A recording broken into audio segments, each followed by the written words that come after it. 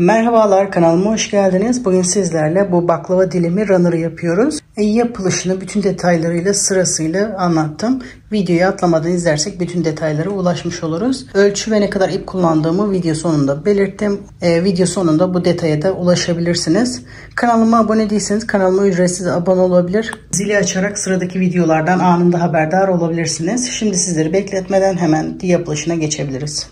Bu modeli yaparken bu şekilde koton ipler kullanıyorum. İpin içeriği %100 koton, 71 gramda 109 metre ip varmış.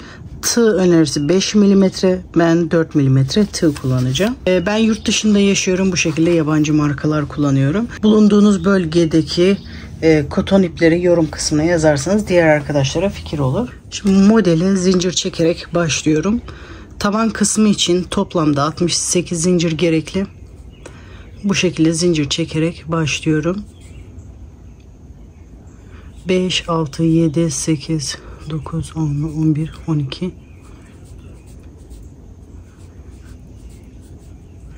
Şimdi zincirlerimi çekip geliyorum. Toplamda 68 zincir çektim.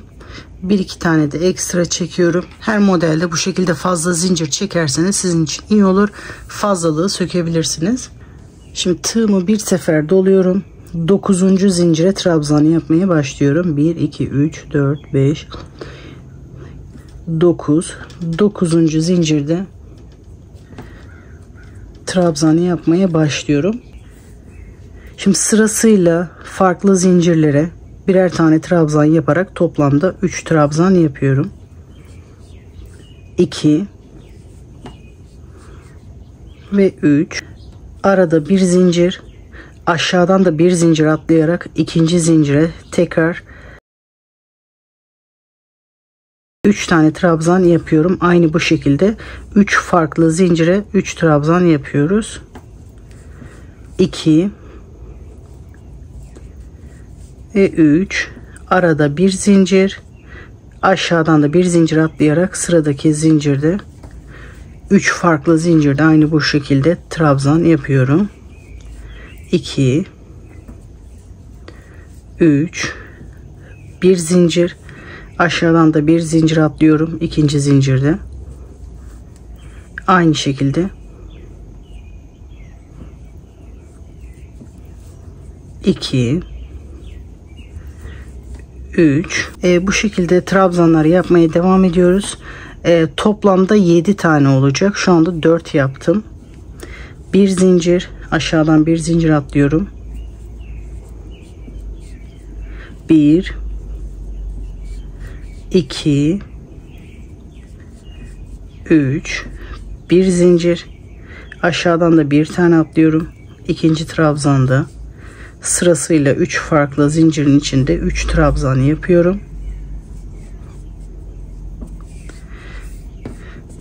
1 2 3 4 5 6 bir tane daha yapıyorum. Bir zincir atlıyorum. İkinci zincirde başlıyorum. 3 farklı zincirde 3 trabzan yapıyorum. Şimdi tek dilim için 7 tane yaptık. Şimdi aradaki boşluğu yapıyoruz, dilimler arasındaki. 5 zincir,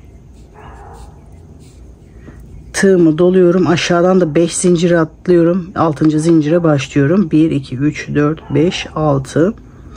6. zincirde trabzan yapmaya başlıyorum. Şimdi bu ortası oldu, bu da tek dilimi oldu. Bu tarafa da aynı buradaki gibi yapmaya başlıyoruz. 3 farklı zincirde 3 trabzan, 2 3 arada bir zincir, aşağıdan bir zincir atlıyoruz.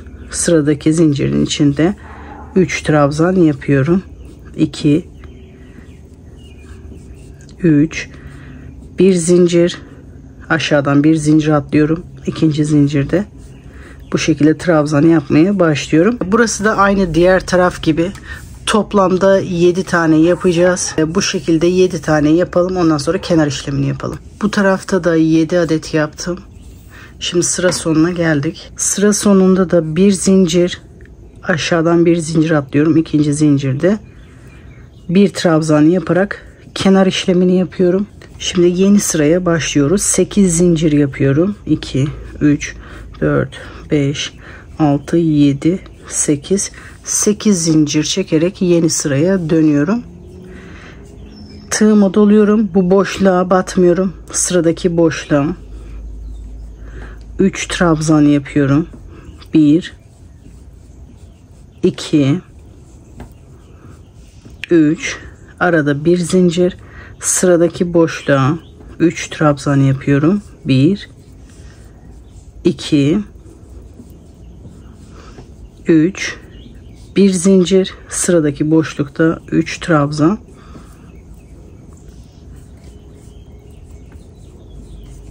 Burası dilimin yarısı. Şu anda dilimi yukarı doğru daraltıyoruz. Burada da yeni dilim başlayacağız. Şimdi bu boşluğa kadar aynı bu şekilde trabzanımızı yapalım. Şimdi bu boşluğa kadar geldim. Videoyu kısa kısa anlatmak istiyorum. Çünkü şu kadar bir dilimi size göstermek istiyorum. Bu da çok uzun bir zaman alacak. Gördüğünüz gibi biz şuradayız. Buraya kadar geldik. Hep aynı olduğu için tekrar edilmesi gereken kısımları videoda göstermeyeceğim. Bu şekilde başlangıç ve bitiş kısımlarını da gösterirsem daha iyi olur ve video çok uzamamış olur. Şimdi bu dilimleri küçültüyoruz. Yeni dilim başlıyoruz burada. 5 zincir. Tığımı doluyorum. Bakın burada diğer sırada 5 zincir çekmiştik. Ortasında 3 trabzan yapıyorum. 1, 2, 3, 5 zincir. Tığımı doluyorum. Bakın buradaki 2 trabzan arasındaki boşlukta trabzan yapmaya başlıyorum. 1,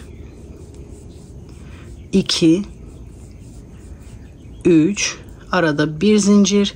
Sıradaki boşlukta 3 trabzan. 1, 2, 3. Bir zincir çekerek bu şekilde devam ediyoruz. Burada dilimin ilk sırasını yaptık. Aynı buradaki gibi bu boşluğa kadar yapalım. Dediğim boşluğa kadar geldim. Bu kenarlarda da dilim yapmaya başlayacağız. Şimdi 5 zincir. Tığımı doluyorum. Burada bu şekilde boşluktan trabzanı yapıyorum. Gördüğünüz gibi burası hem taban kısmı, hem kenar kısmı, hem de tepe kısmını yapmıştık. Şu şekilde, yani yaklaşık 4. zincirin üzerine doğru gelecek şekilde, nerede düz duruyorsa orada bu şekilde trabzan yapıyoruz. Şimdi yeni sıraya başlıyorum. 3 zincir. Sıramı dönüyorum. Bu ilk trabzanımız sayılıyor. Şimdi boşlukta hemen trabzanın yanında 2 trabzan daha yapıyorum. 1, 2. Bu dilimler arasında hep 5 zincir çekiyoruz. Burası dilimin yarısı sayılıyor. Bu ilk sırası. Aynı buradaki gibi düşünün. Yarısındayız şu anda. Şimdi bu dilimin ikinci sırası.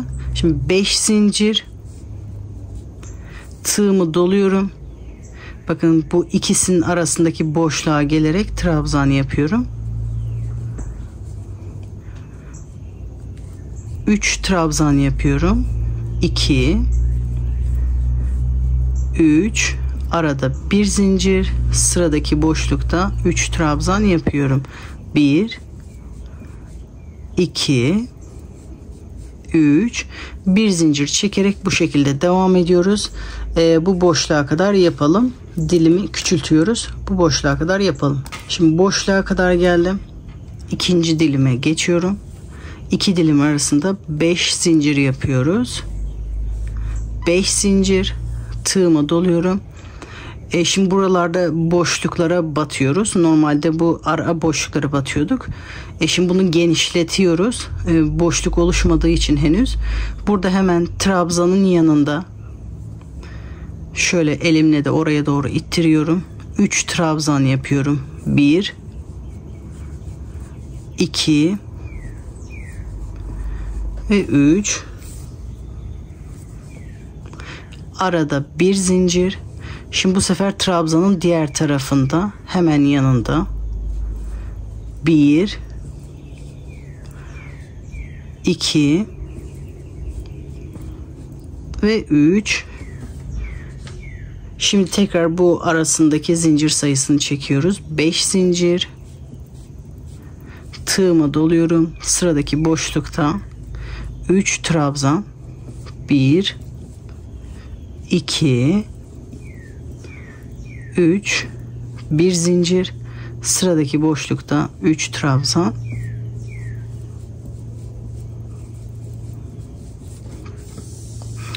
Burayı da bu şekilde bu boşluğa kadar yapalım.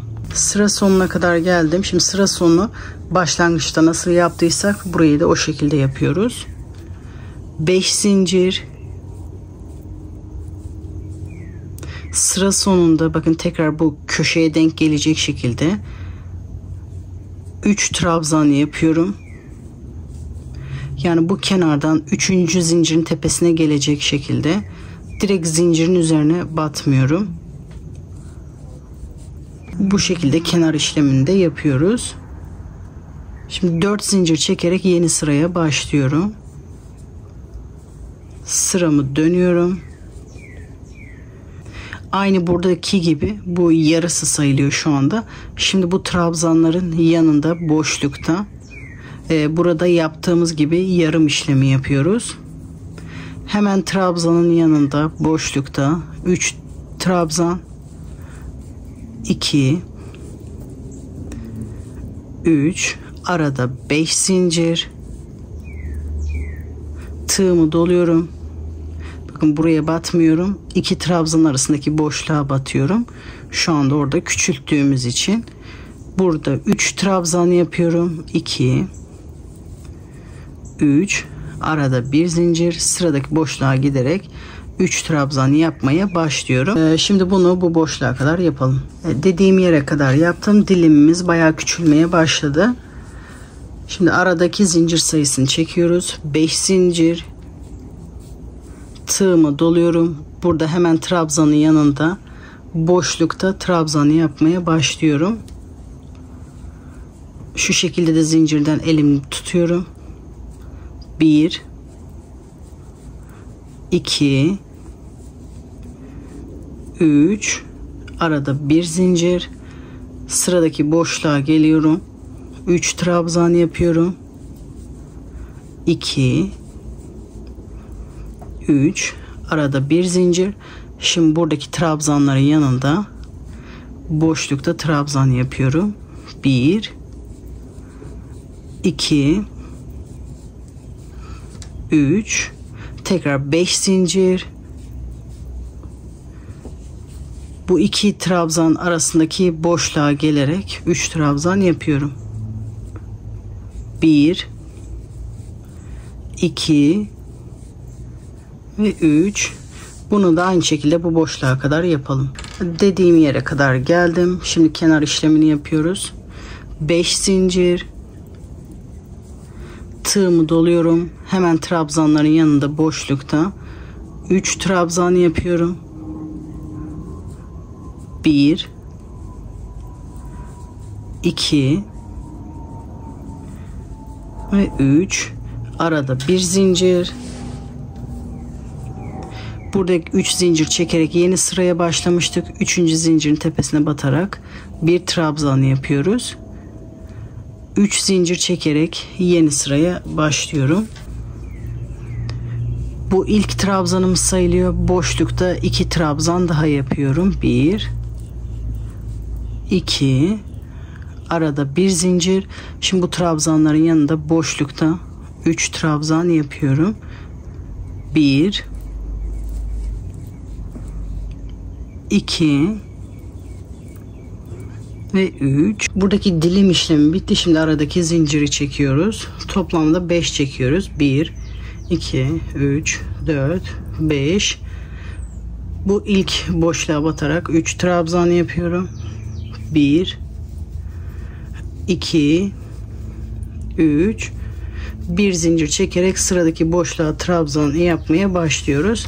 Burayı yapıyorum. Buraya da yapıp sonra ara zinciri çekiyoruz. Şimdi buraya kadar yaptım. Ara zinciri çekiyoruz. 5 zincir.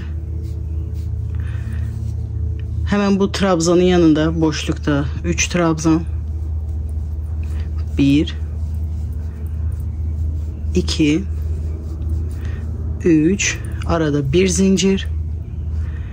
Sıradaki boşluğa trabzanı yapmaya başlıyoruz. Bu trabzanın yanına kadar yapalım. Son boşluğa yapıyoruz. Bu arada yaptık. Şimdi bu boşlukta yapıyoruz. 3 trabzan,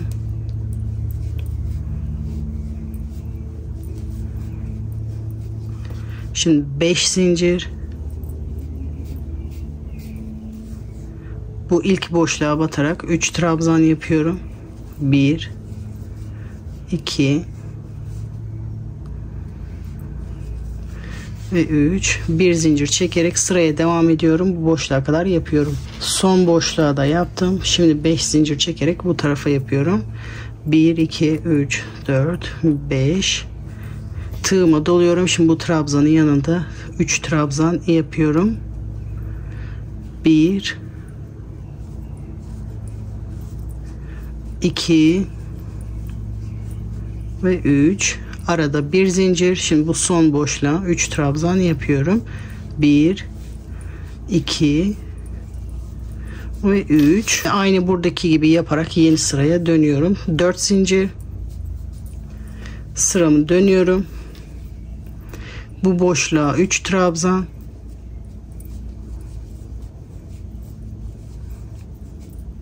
bir zincir. Şimdi bu trabzanın yanında 3 trabzan, 1 2 3, şimdi 5 zincir. İlk boşluğa batarak 3 trabzan yapıyorum.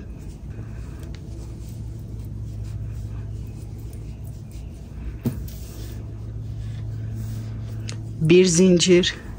Son bir boşluk kaldı. O boşluğa da 3 trabzan yapıyorum.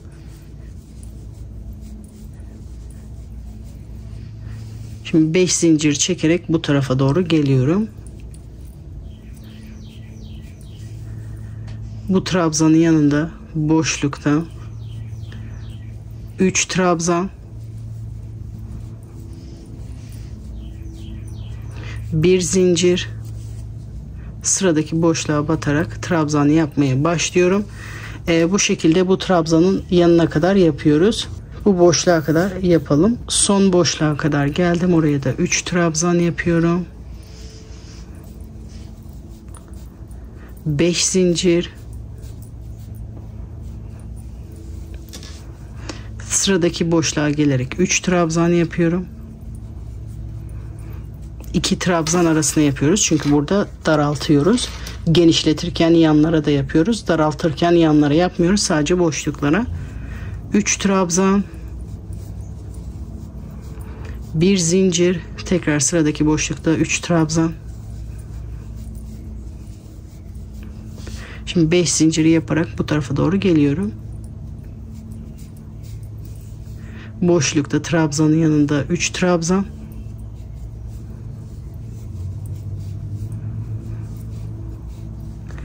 Bir zincir, boşlukta 3 trabzan.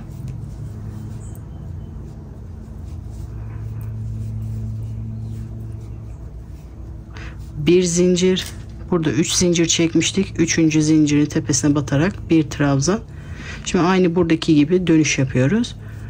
3 zincir, sırayı dönüyorum. Boşluk içerisinde 2 trabzan daha yapıyorum. Bir zincir çekerek bu boşluğa kadar yapıyorum. Boşluğa kadar geldim. Şimdi 5 zincir çekerek sadece bir tane batma noktası kaldı. Oraya geçiyorum. 5 zincir. Son boşluğa da batarak dilimin son sırasını yapıyoruz.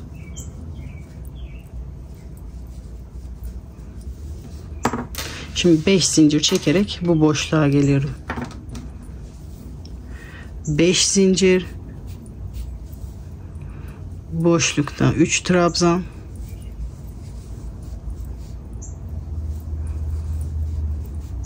Bir zincir çekerek sıraya devam ediyorum. Buradaki boşluğa kadar yapalım. Boşluğa kadar geldim. 5 zincir çektim. Şimdi buranın tepesine yapıyoruz. Boşlukta 3 trabzan. 5 zincir. Bu boşlukta trabzanın yanında 3 trabzan.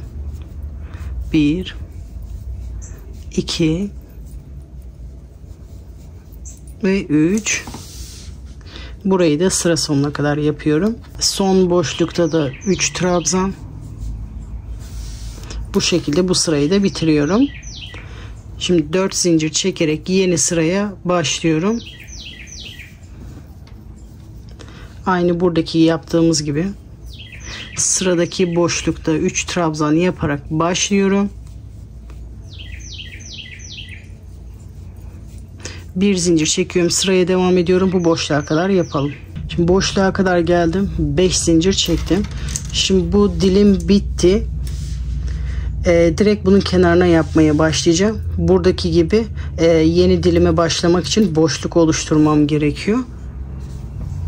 Tığıma doluyorum. Burada hiçbir işlem yapmıyorum. Bu dilimin kenarında, trabzanların yanında boşlukta 3 trabzan yapmaya devam ediyorum.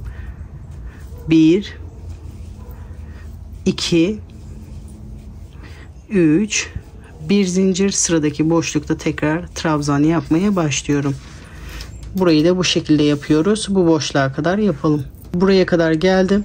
Burayı da aynı buradaki gibi yapıyoruz. 5 zincir. Burada hiçbir işlem yapmıyoruz. Bu trabzanın yanında trabzan yapmaya başlıyoruz. 3 trabzan.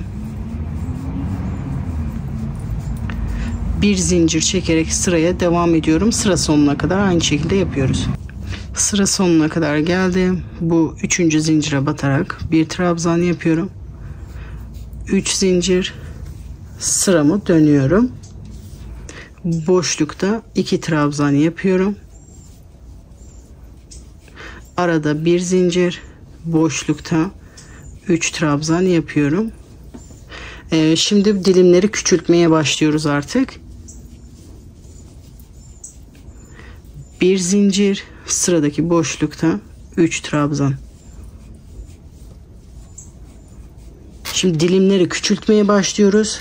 Bunun yanına batmıyorum şimdi. 5 zincir çekerek aynı buradaki gibi yeni dilim oluşturmaya başlıyorum. 5 zincir, boşlukta 3 trabzan.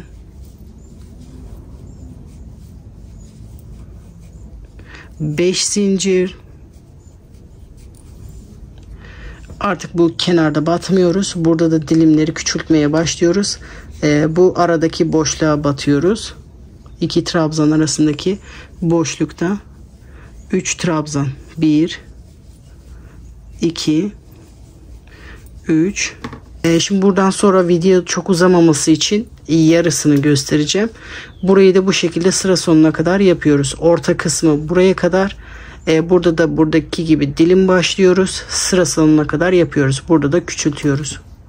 Burayı da bu diğer taraf gibi aynı şekilde yaptım. Sıra sonuna kadar geldim. Şimdi 4 zincir çekerek yeni sıraya başlıyorum. Boşlukta 3 trabzan yapıyorum. Burada hiçbir değişiklik yok. Bir zincir çekip sıradaki boşluğa batıyorum. Burada 3 trabzan. Dilimleri küçülttüğümüz için bu son boşluk oluyor. Buraya batmıyoruz. Şimdi buradaki dilimi büyütmeye çalışıyoruz. 5 zincir. Hemen bu trabzanın yanında boşlukta 3 trabzan. Bir zincir, hemen trabzanın diğer tarafında 3 trabzan.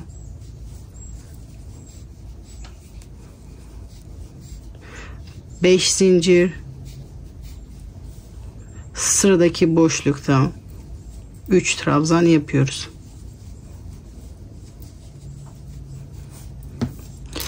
Burada da dilimleri küçülttüğümüz için burada batmıyoruz. Buradan başlıyoruz. Burayı da sıra sonuna kadar yapıyoruz. Burada da küçültüyoruz. Buradaki dilimi aynı buradaki gibi yapıyoruz. Sıra sonuna kadar yapalım. Burayı da aynı diğer taraf gibi yaparak sıra sonuna kadar geldim.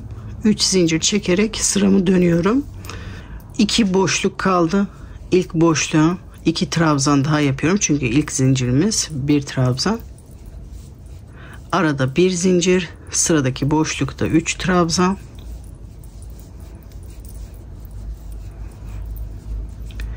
5 zincir.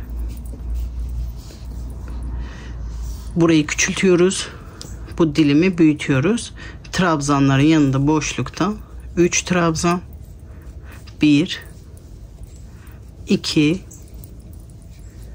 3, bir zincir, sıradaki boşlukta 3 trabzan, bir zincir, sıradaki boşlukta 3 trabzan,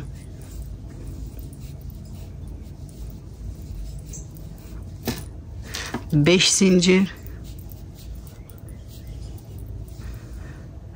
Bu iki boşluk arasındaki ilk boşluğa batarak 3 trabzan yapıyorum.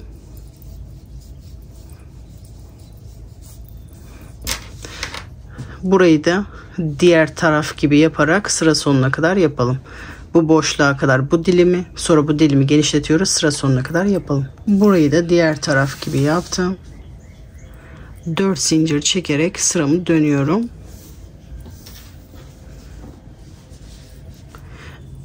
Tek boşluk var şu anda. Oraya 3 trabzan yapıyorum. 5 zincir.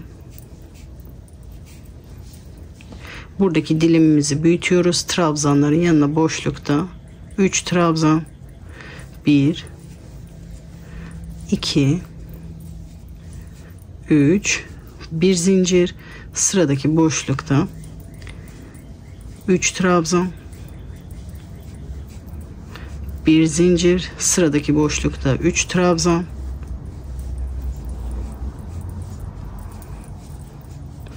bir zincir. Şimdi son kenardaki trabzanı yapıyoruz.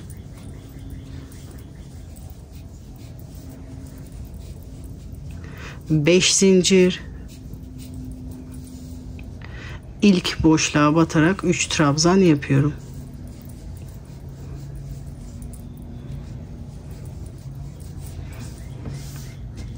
Burayı da bu şekilde sıra sonuna kadar yapıyoruz.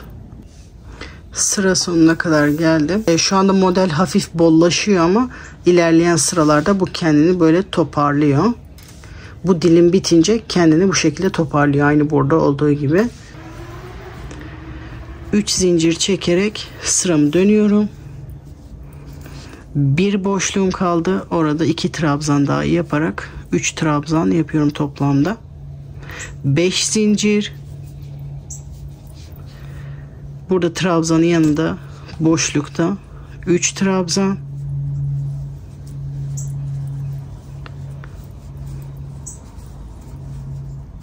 Bir zincir. Sıradaki boşlukta 3 trabzan. Bu kenara kadar aynı şekilde yapıyoruz. Kenara kadar geldim. Son kenardaki boşluktaki trabzanı yapıyorum. 5 zincir. Bu iki trabzan arasındaki ilk boşluğa batarak 3 trabzan yapıyorum.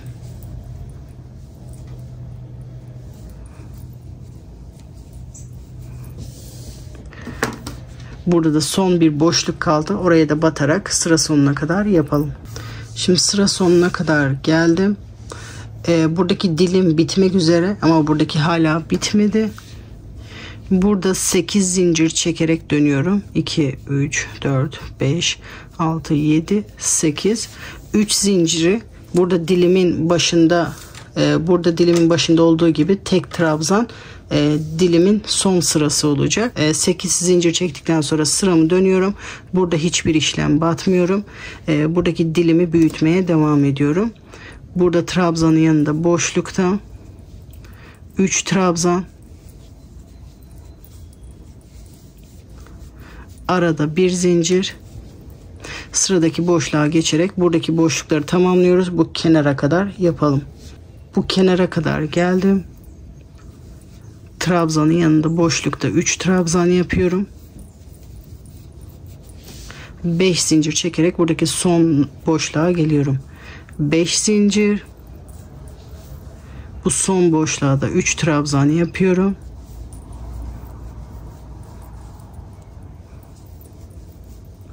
Beş zincir. Bu dilimin yanındaki trabzanın yanında boşlukta 3 trabzan yapıyorum.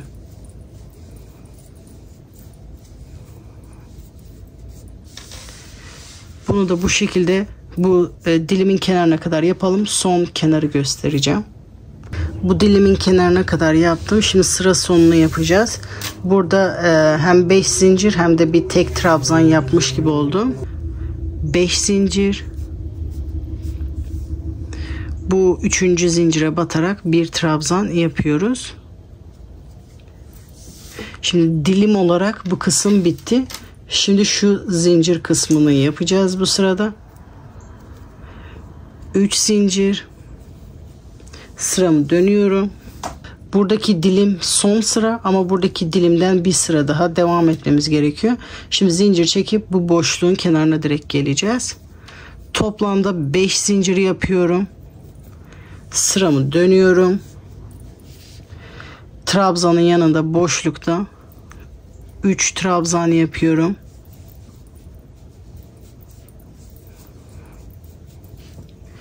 Bir zincir, sıradaki boşluğa batarak bu dilimi de bu şekilde tamamlıyoruz. Burası boşluk gibi görünüyor ama dilim hala devam ediyor. Bu dilimin kenarına kadar yapalım. Şimdi dilimin kenarına kadar geldim. Trabzanın yanında boşlukta 3 trabzan yapıyorum. Şimdi buralardaki gibi 5 zincir yapıyoruz. Şu anda biz şu ilk sıradayız. Onu buraya yapıyoruz. Arada 5 zincir. Bu dilimin yanında boşlukta trabzan yapıyoruz. Buraya hiçbir işlem yapmıyoruz. Bu şekilde 3 trabzan. Bir zincir, sıradaki boşluğa batarak bu dilimi de oluşturuyorum. Bu dilimin kenarına kadar örelim. Dilimin kenarına kadar ördüm. Şimdi 2 zincir. Buradan 3. zincirin içinde bir trabzan yapıyorum. Burada da aynı buradaki gibi sıramı bitirmiş oluyorum. Şimdi artık buraya kadar örmüş oluyoruz. Bu sırada şu sırayı yapıyoruz. Ben buradan sonrası çok fazla göstermek istemiyorum. Dilerseniz videoyu geri alarak şu sıradan beri izleyebilirsiniz. Ya da yaptığınız örgüye bakarak şuradan beri tekrar kendi yaptığınıza bakarak örmeye devam edebilirsiniz. Şu kısmı da son bir defa göstereyim. 8 zincir. Sırayı dönüyorum. Artık dilimleri küçültüyoruz. Bu 3 trabzanın yanındaki boşluğa gelerek 3 trabzan yapıyorum.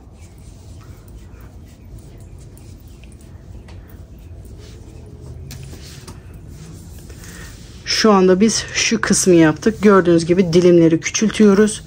Bu ortada da yeni dilim yapmaya başlıyoruz. Buradan sonrasını göstermeme gerek yok.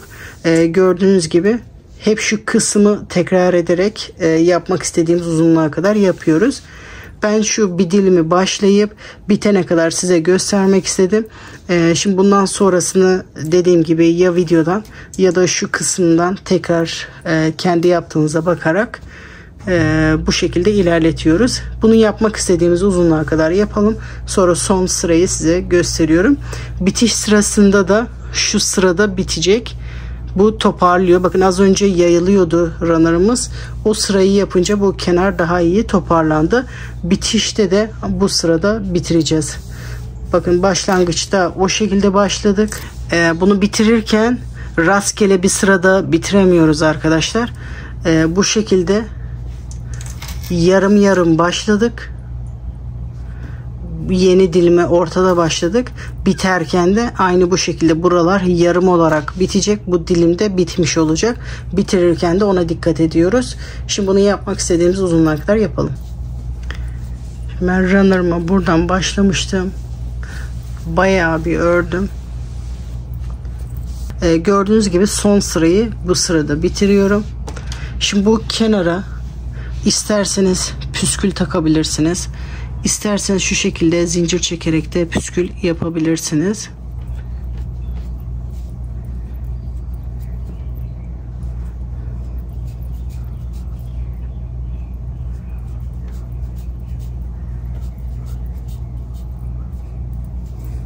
20 zincir. Bu şu anda bu trabzanın tepesinde görünüyor.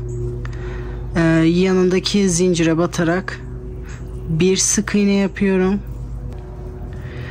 Sıradaki zincire batarak bir sık iğne. Tekrar 20 zincir yapıyorum.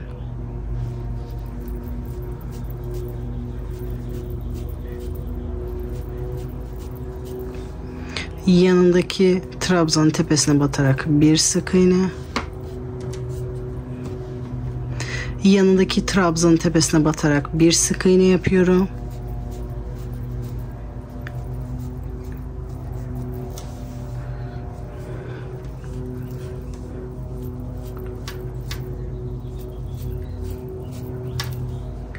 Yanındaki trabzanın tepesine bir sık iğne. Sırada ne varsa zincir, trabzan, bu şekilde sırasıyla yanındakine batıyoruz.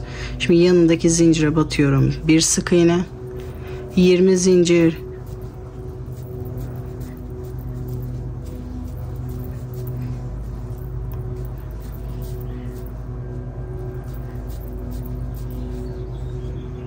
Yanındaki trabzanın tepesine batıyorum. Bir sık iğne, sonra yanındakine batarak bir sık iğne yapıyorum.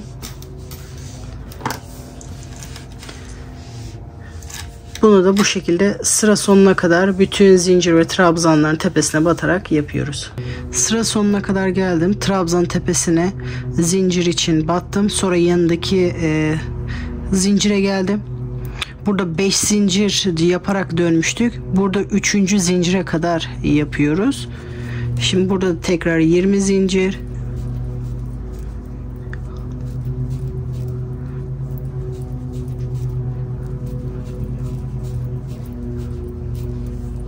Sıradaki zincirin içinde batıyorum. Bir sık iğne, sonra yanındakine batarak bir sık iğne yapıyorum. 3. zincire bu şekilde batmış oluyorum ve yeni zincire başlamıyorum çünkü yaparsam kenara doğru çıkıntılı olacak. Bir zincir çekip ipimi burada kesiyorum. Sonra bu ipi arkada saklıyoruz. Şimdi hiç ip kesmeden bu tarafın püskülünü yaptık. Şimdi başlangıç tarafına da başlayarak yapıyoruz. Burada da zinciri fazla yapmıştım ben. Zincirimi de söküyorum.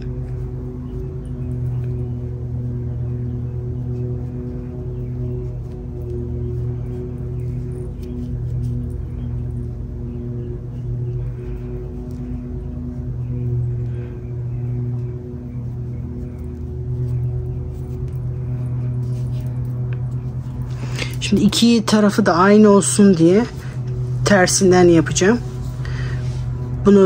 Bu sırayı bu şekilde yapıp sonra tersine doğru yapmıştık.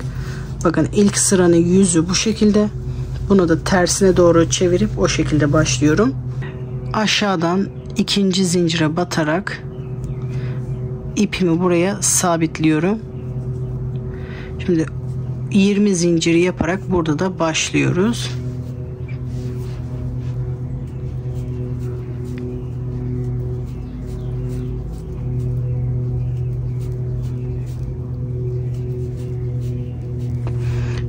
Zincir. Burada sıradaki zincire batarak bir sık iğne. Bu sırada hep zincir var. Zincirlere batacağız.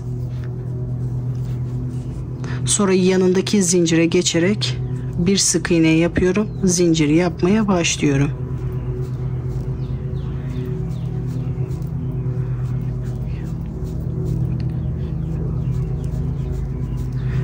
Zincir.